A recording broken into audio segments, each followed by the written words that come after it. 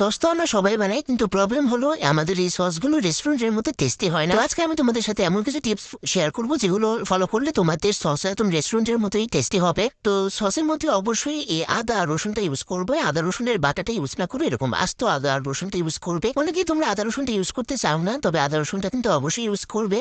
আর এই টমেটো সসের মধ্যে অবশ্যই কিন্তু বিট লবণ ইউজ করবে। তোমরা চাইলে কিন্তু টেস্টিং সলও ইউজ করতে পারো, তবে যাদের সমস্যা আছে তারা টেস্টিং সল ইউজ না করলেও হবে, তবে বিট লবণটা কিন্তু অবশ্যই ইউজ করবে।